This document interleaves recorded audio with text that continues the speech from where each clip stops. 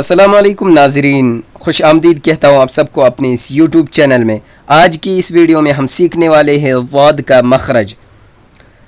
تو چلو ویڈیو شروع کرتے ہیں، لیکن ویڈیو شروع کرنے سے پہلے جنہوں نے بھی ابھی تک ہمارے اسلامک چینل کو سبسکرائب نہیں کیا ہے وہ ابھی سے جا کر اسلامک چینل کو سبسکرائب کریں اور بیل آئیکن بھی ضرور پریس کریں تاکہ ہماری ویڈیو کی نوٹیفیکیشن آپ تک پہنچ سکے۔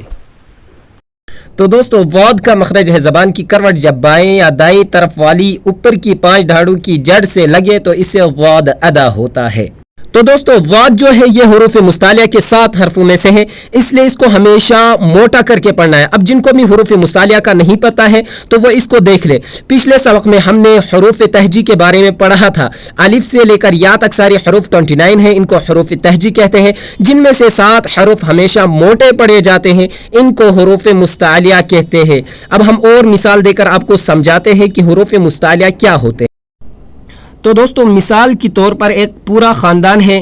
اب خاندان میں مختلف قسم کے لوگ ہوتے ہیں، خواتین اور مرد حضرات میں کچھ لوگ صحت مند ہوتے ہیں، کچھ موٹے ہوتے ہیں، کچھ لوگ کمزور دبلے پتلے ہوتے ہیں، کچھ لوگ درمیانی ہوتے ہیں، سماٹ سے نہ موٹے نہ پتلے۔ حروف تہجی کی مثال اسی طرح سمجھے۔ حروف تہجی بھی پورا ایک خاندان ہے، اس میں موٹے حروف بھی ہوتے ہیں، باریک حروف بھی یعنی پتلے۔ کچھ حروف ہمیشہ باریک پڑھے جاتے ہیں اور کچھ ہمیشہ موٹے پڑھے جاتے ہیں، اور موٹے حروف پڑھے جانے والوں میں سے ضاد بھی آتا ہے۔ تو بعض حضرات ضاد کو ضاد پڑھتے ہیں، تو یہ ضاد نہیں ہے، یہ دال کی آواز نکلے گی، یہ ہے ضاد۔ اب مشق کرتے ہیں تھوڑا ضاد کا، ضاد۔ تو دوستو، امید کرتا ہوں آپ کو ویڈیو پسند آئی ہوگی، سمجھ آئی ہوگی۔ اگر ہماری ویڈیو سے کچھ آپ کو سیکھنے کو ملا تو ویڈیو کو لائک، کامنٹ، شیئر ضرور کریں۔ ملتے ہیں اگلی ویڈیو میں، تب تک کے لیے اللہ حافظ۔